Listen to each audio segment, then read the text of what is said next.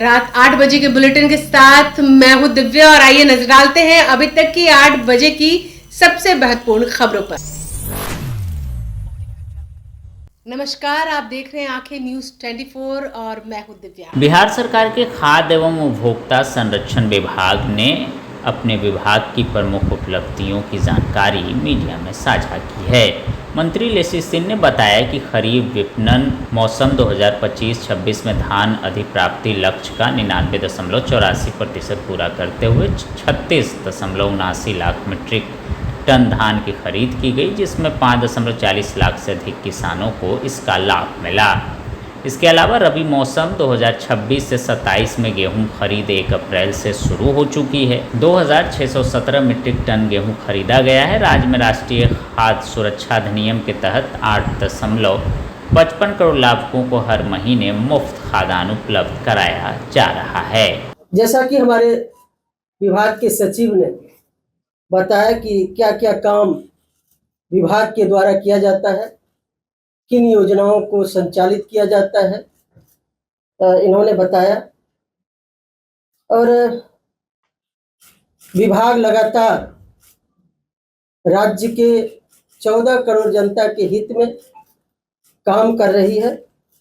हमारे सभी सचिव समेत सभी पूरी टीम विभाग के काम में पारदर्शी तरीके से हो, इसके लिए लगातार प्रयास कर रहे हैं। और माननीय मुख्यमंत्री आदरणीय श्री नीतीश कुमार जी के कुशल मार्गदर्शन में खाद्य एवं उपभोक्ता संरक्षण विभाग राज्य के कुल 8 करोड़ 55 लाख लाभुकों को निःशुल्क खाद्यान्न उपलब्ध कराने में सफल रहा है। आज मैं विभाग की विभिन्न उपलब्धियों को आप सभी के सामने प्रस्तुत कर रही हूँ, जो निम्न प्रकार है। धान अधिप्राप्ति खरीफ विपणन मौसम 25-26 जो हमारा लक्ष्य था अधिप्राप्ति का, भारत सरकार ने जो तय किया था 36,85,000 मेट्रिक टन के विरुद्ध 5,40,474 किसानों से 8,807.47 करोड़ रुपये की 36.79 लाख मेट्रिक टन हम लोग इसमें अधिप्राप्ति कर पाए, जो 36,85,000 के विरुद्ध। दिनांक 6/4/2026 तक चावल प्राप्ति हेतु कुल लक्ष्य 25 लाख मेट्रिक टन के विरुद्ध 12,06,000 मेट्रिक टन चावल राज्य खाद्य निगम के संग्रहण केंद्रों पर जमा कराया जा चुका है। शेष चावल की प्राप्ति अंतिम निर्धारित तिथि दिनांक 15/6/2026 तक कर ली जाएगी। गेहूं अधिप्राप्ति रबी विपणन मौसम 26-27 में भारत सरकार द्वारा गेहूं का न्यूनतम समर्थन मूल्य MSP पिछले वर्ष से 160 रुपया बढ़ाकर 2585 रुपये प्रति क्विंटल निर्धारित किया गया है। राज्य के सभी जिलों में गेहूं अधिप्राप्ति दिनांक 1 अप्रैल 2026 से प्रारंभ की गई है तथा गेहूं अधिप्राप्ति की अंतिम तिथि 15/6/2026 निर्धारित की गई है। रबी विपणन मौसम 26-27 के लिए भारत सरकार द्वारा राज्य के लिए गेहूं का अधिप्राप्ति लक्ष्य 18,000 मेट्रिक टन निर्धारित किया गया है। 6/4/2026 तक 591 किसानों से 2,617 मेट्रिक टन गेहूं की अधिप्राप्ति कर ली गई है। मसूर अधिप्राप्ति रबी विपणन मौसम 26-27 भारत सरकार द्वारा मसूर का न्यूनतम समर्थन मूल्य MSP 7,000 रुपया प्रति क्विंटल निर्धारित की गई है। भारत सरकार द्वारा बिहार राज्य के लिए मसूर अधिप्राप्ति लक्ष्य 32,000 मेट्रिक टन निर्धारित किया गया है। राज्य के अंतर्गत मसूर अधिप्राप्ति दिनांक 10 अप्रैल 2026 से प्रारंभ किया जाना है तथा मसूर अधिप्राप्ति की अंतिम तिथि 31/5/2026 निर्धारित की गई है।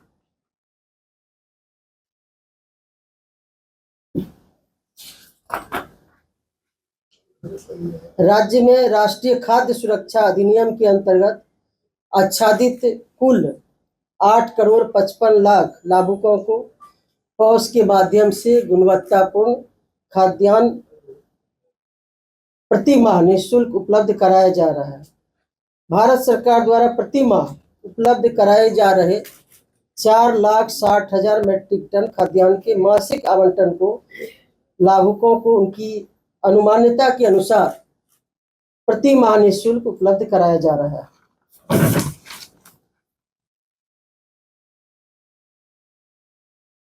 अभी वर्तमान में वैश्विक परिदृश्य से उत्पन्न ऊर्जा संकट में राज्य में घरेलू उपयोग हेतु घरेलू गैस सिलेंडर की मांग के अनुरूप उपलब्ध कराया जा रहा है। गैस बुकिंग दर्ज होने के पश्चात 3 से 4 दिनों के भीतर घरेलू गैस सिलेंडर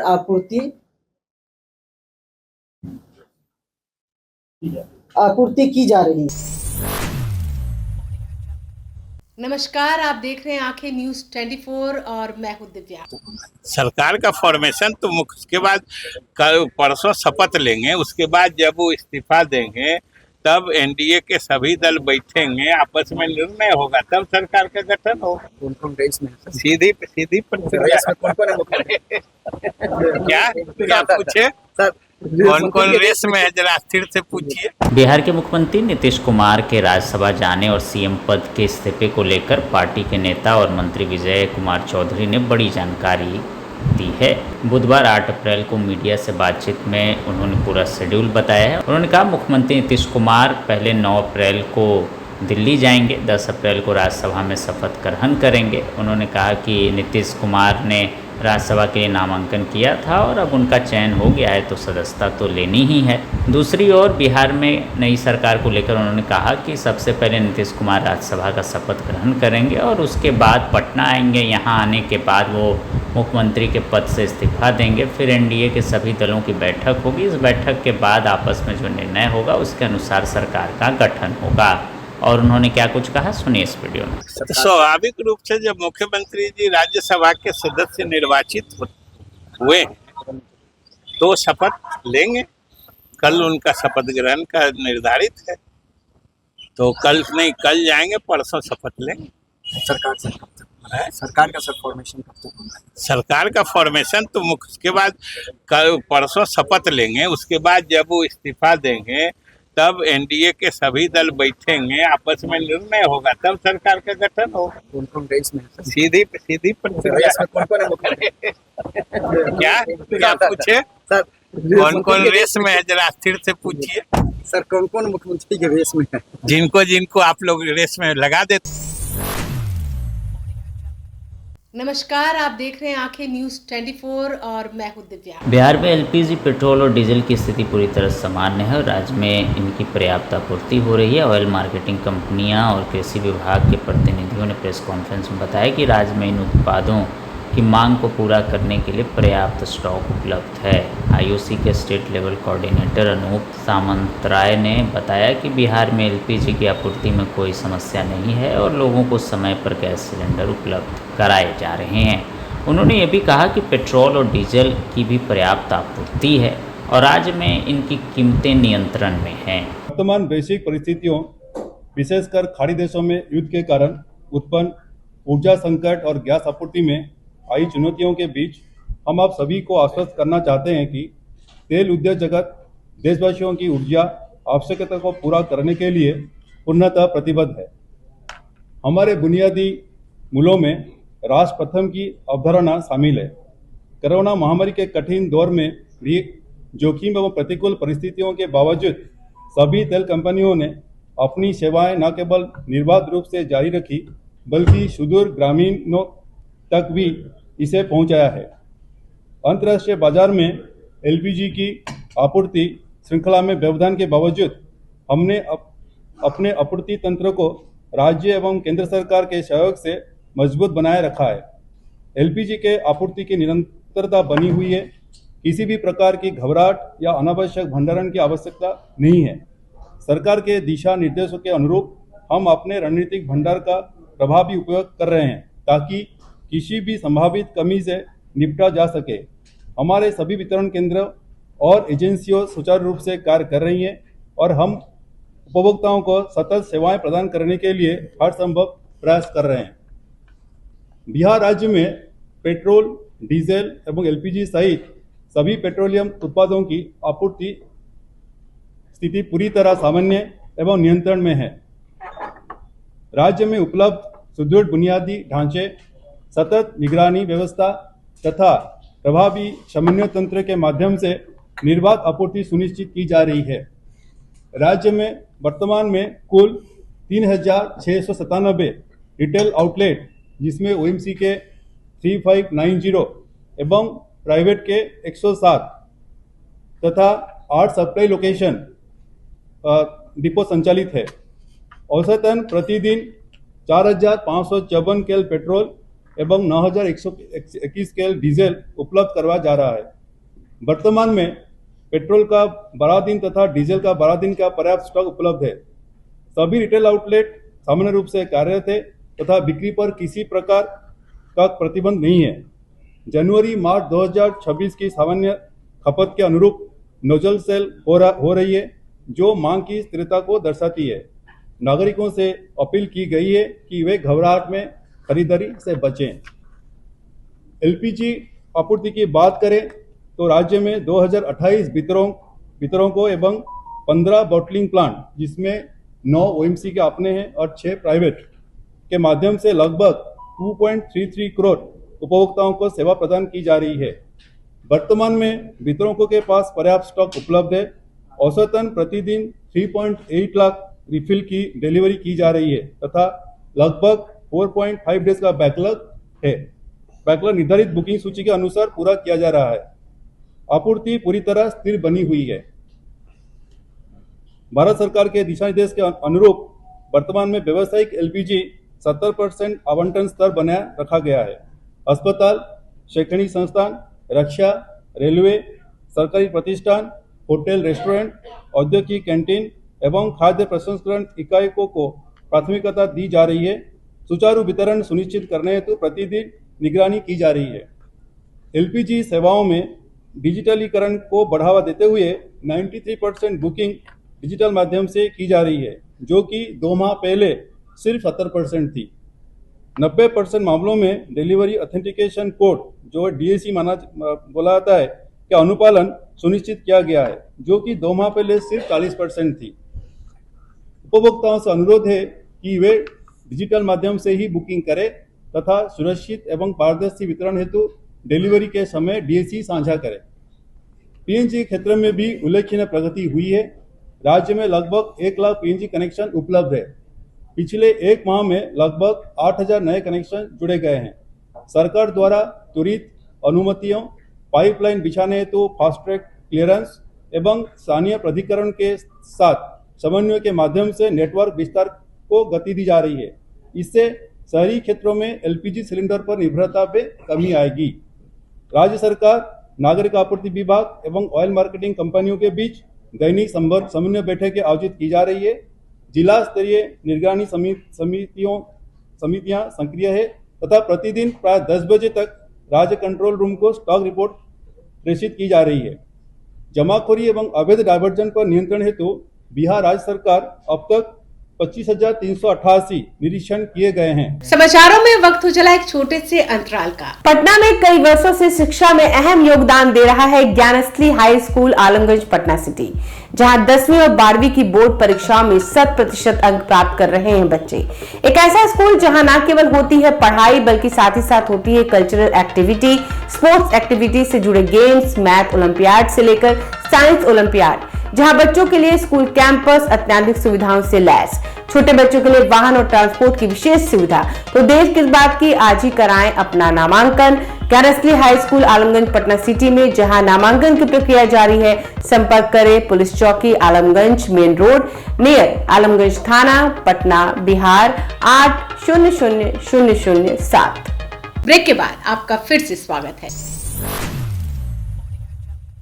नमस्कार, आप देख रहे हैं आंखें न्यूज 24 और मैं हूं दिव्या। बिहार में अब अधिकारी हथियारों का लाइसेंस ज्यादा समय तक नहीं टाल सकते हैं। हथियारों के लाइसेंस को एक निश्चित समय सीमा में मंजूरी देनी होगी। बिहार में जिलों के शस्त्र लाइसेंस की स्वीकृति निश्चित समय सीमा के भीतर होगी। गृह विभाग ने इसको लेकर सभी डीएम और एसपी को निर्देश जारी किया है। विभाग ने सभी जिलों से इसकी मासिक रिपोर्ट भी तलब की है। जिले को हर माह की 7 तारीख तक रिपोर्ट विभाग को उपलब्ध करानी है।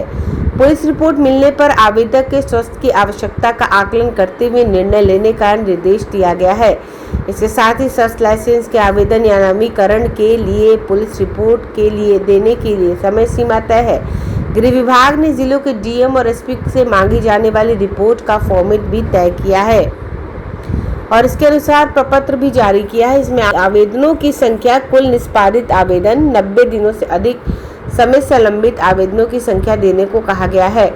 बताया जा रहा है गृह विभाग ने एसपी और डीएम को आदेश दिया है कि हथियारों का लाइसेंस देने के लिए निश्चित समय सीमा का पालन करना चाहिए। कहा गया है कि आयुध नियम 2016 के प्रावधानों के नियम 13 और 14 के निर्देश का दृढ़ता से पालन करते हुए शस्त्र लाइसेंस के आवेदनों का निष्पादन करें। निश्चित रूप से पुलिस रिपोर्ट मिलने पर आवेदक के शस्त्र की आवश्यकता का आकलन करते हुए निर्णय लेने का निर्देश दिया गया है। इसके साथ ही शस्त्र लाइसेंस के आवेदन या नवीकरण के लिए पुलिस रिपोर्ट देने की समय सीमा तय है। अब बिहार में लाए हथियारों का लाइसेंस तय समय सीमा में देना होगा। ये सख्त निर्देश जारी किया गया है। गृह विभाग ने डीएम एसपी को भी निर्देश दिया है और जाहिर सी बात है कि अब जो जिले के जिलाधिकारी और पुलिस पदाधिकारी होंगे इस निर्णय पर सख्ती से कार्य करेंगे।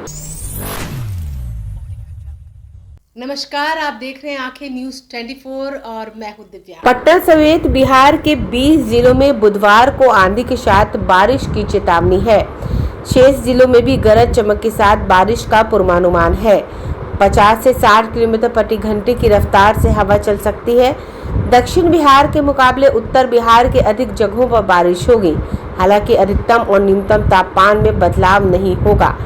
पटना में बुधवार को गरज चमक के साथ बारिश होने की संभावना है। मौसम विभाग के अनुसार राजधानी में शाम और रात में बारिश हो सकती है। इस दौरान तेज हवा भी चलेगी। अररिया, दरभंगा, पूर्वी चंपारण, किशनगंज, मधुबनी, पूर्णिया, मुजफ्फरपुर, समस्तीपुर, सुपौल, शिवहर, सीतामढ़ी और पश्चिम चंपारण में गरज चमक के साथ बारिश, ओलावृष्टि और आंधी को लेकर ऑरेंज अलर्ट जारी किया गया है। गोपालगंज, कटिहार, मधेपुरा, सहरसा, सारण, सिवान, वैशाली और पटना जिले में मेघ गर्जन और तेज हवा के साथ बारिश को लेकर येलो अलर्ट है। सीमांचल और कोसी के जिलों में बुधवार को अनेक स्थानों पर वर्षा की संभावना है। मौसम विभाग ने बुधवार के लिए ऑरेंज अलर्ट जारी किया है। इस दौरान तेज हवा के साथ बारिश होगी। वज्रपात और ओलावृष्टि की संभावना बनी हुई है। बुधवार को ऑरेंज अलर्ट जारी होने के कारण लोगों को आवश्यक सावधानी बरतने को कहा गया है। इसी तरह गुरुवार के लिए भी येलो अलर्ट जारी किया गया है। इधर मंगलवार को दिन भर कड़ी धूप के कारण लोगों को परेशानियों का सामना करना पड़ा। उमस भरी गर्मी के कारण दोपहर में घर से बाहर निकलने में लोगों ने परहेज करना शुरू कर दिया है। मंगलवार को आग उगलती गर्मी के कारण न्यूनतम तापमान और अधिकतम तापमान में 1 से 2 डिग्री सेल्सियस की बढ़ोतरी दर्ज की गई। मंगलवार को न्यूनतम तापमान 22.6 डिग्री जबकि अधिकतम तापमान 35 डिग्री सेल्सियस दर्ज किया गया। भागलपुर जिले में मंगलवार को दिन में न केवल गर्मी का पारा चढ़ा बल्कि सूरज की तीखी किरणों ने देह को झुलसा दिया। हालांकि रात में गर्मी के तेवर कुछ नरम तो हुए। इस दौरान बही नरम पछुआ हवाओं ने लोगों को गर्मी से राहत दी। बीते 24 घंटों के मौसम की बात करें तो इस दौरान जहां दिन का पारा 2 डिग्री सेल्सियस तक उछल गया तो वहीं रात का पारा 1.4 डिग्री लुढ़क गया। मंगलवार को अधिकतम तापमान 35.1 रहा जो सामान्य से 1.8 डिग्री नीचे है। वहीं न्यूनतम तापमान 21.8 डिग्री सेल्सियस रहा जो कि सामान्य से 2.2 डिग्री अधिक है। बीएयू के मौसम वैज्ञानिक डॉक्टर वीरेंद्र कुमार ने बताया कि बुधवार की शाम या फिर रात में 50 से 60 किलोमीटर प्रति घंटे का औसत रफ्तार से आंधी चल सकती है। वहीं इस दौरान हल्की बारिश या बौछारें पड़ सकती हैं। अगर आपने अभी तक हमारे चैनल को सब्सक्राइब नहीं किया है तो हमारे चैनल को जल्द से जल्द सब्सक्राइब करें, लाइक करें और शेयर करें और ताजा तरीन खबरों के लिए लगातार जुड़े रहे आंखें न्यूज 24 के साथ।